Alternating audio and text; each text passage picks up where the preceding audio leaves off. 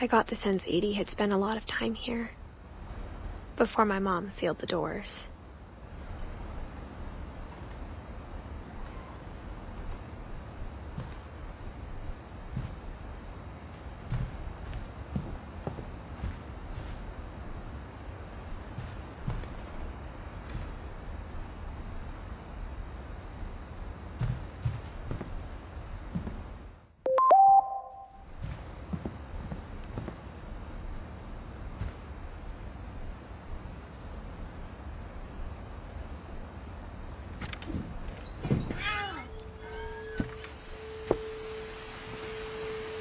This will be obvious later, but my mom never told me any of these stories. Edie would have, but Mom didn't like bringing up the past. Though, when we adopted a stray kitten, she was the one who named it Molly.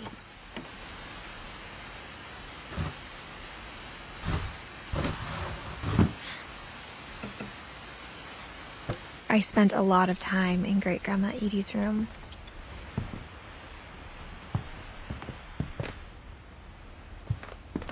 Her room was like a museum. For 500 years, the finches have been famous throughout Norway for their fortune and misfortune.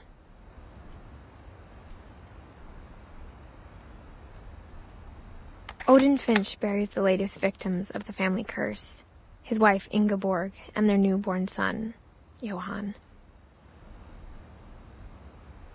On January 7th, 1937, he set sail with his family and his house, hoping to leave the curse behind. But 40-foot waves off the coast of Washington send the house and Odin to the bottom of the sea.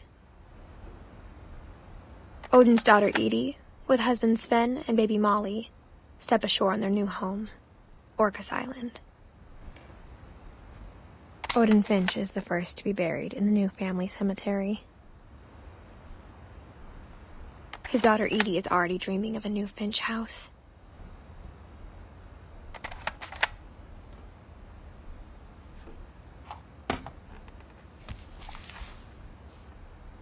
Whatever's wrong with this family, it goes back a long ways.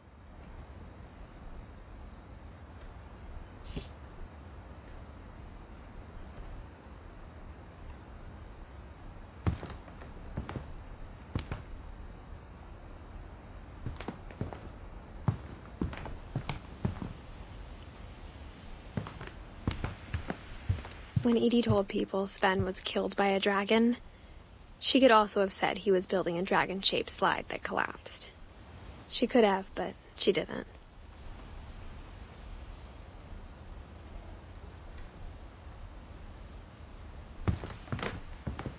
One summer, they evacuated the island, but Edie refused to go.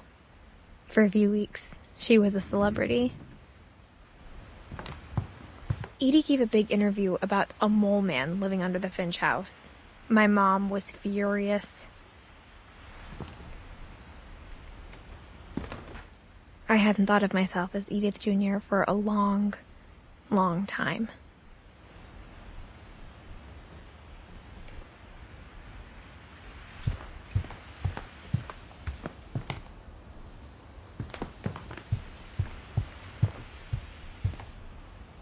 Even in her 90s, sometimes Edie seemed a lot younger than my mother.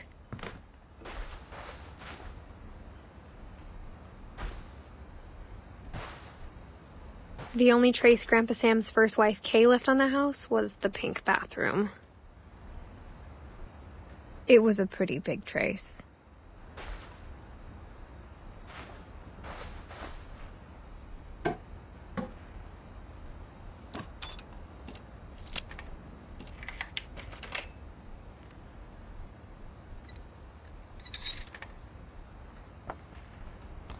There's a secret in this bathroom.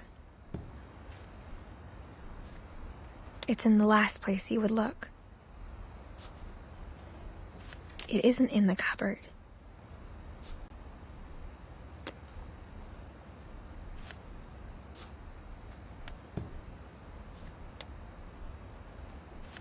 It's hidden in this book.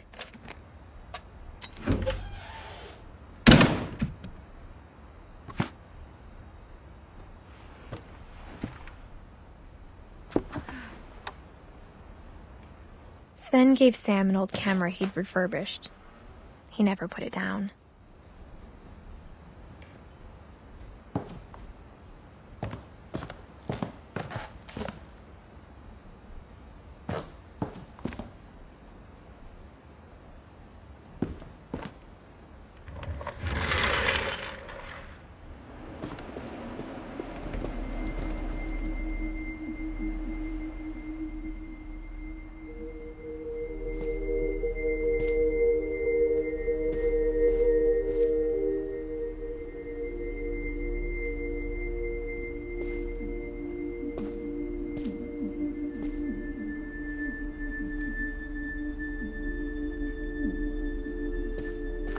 I knew Grandpa Sam had a twin.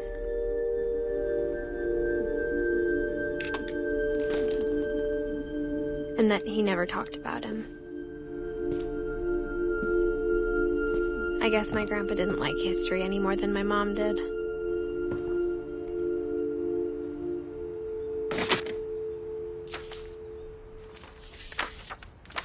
How I Want to Remember My Brother by Sam Finch. The thing I remember is that when he made up his mind, that was it.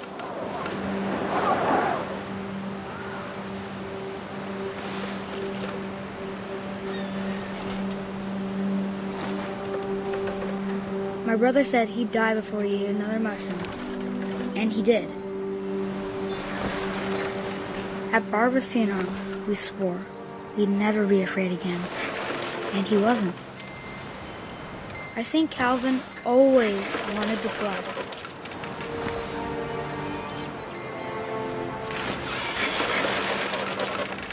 Sam! Calvin! Dinner's ready! Coming! But that day, he finally made up his mind to do it. I told him going around was impossible. Maybe if I hadn't said that.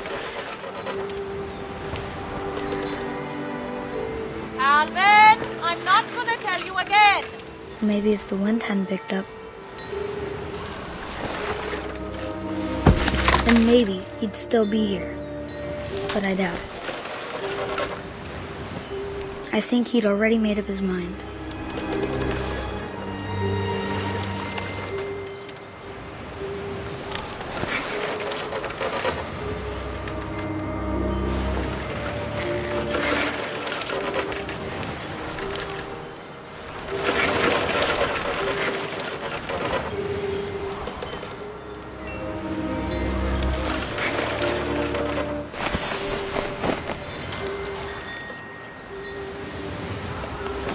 That's what I want to remember about my brother.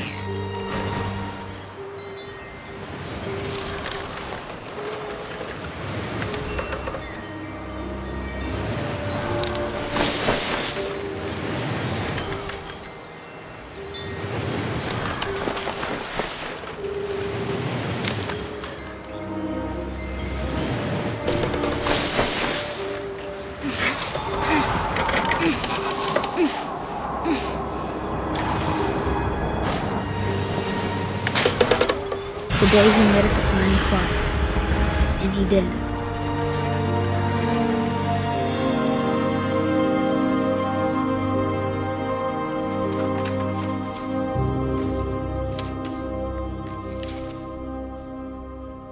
Calvin's story felt strangely familiar. When I was younger, I remember trying to do the exact same thing.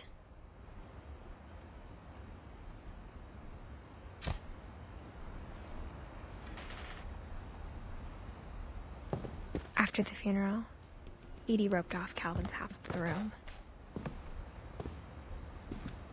Mom said Grandpa Sam enlisted at 18 and never set foot in the room again.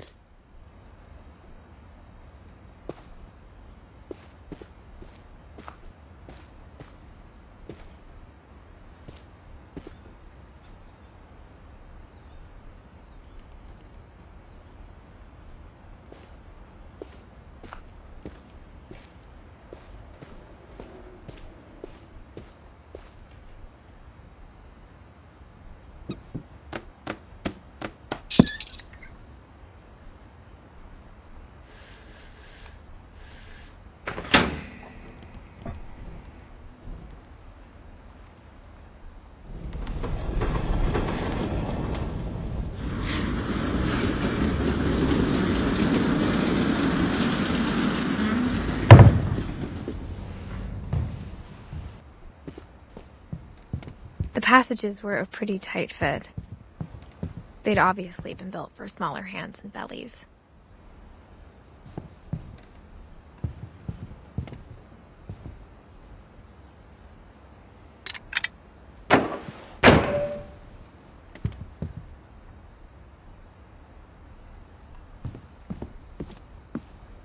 Mom must have locked the third floor stairs on the night we left.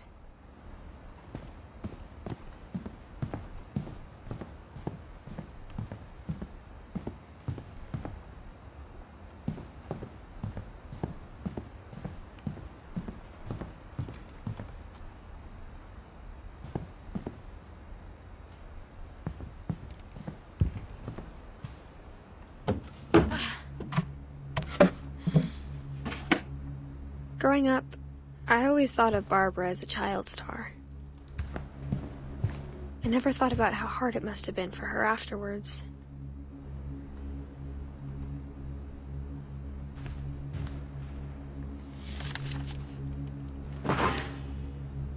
Of all the stories people wrote about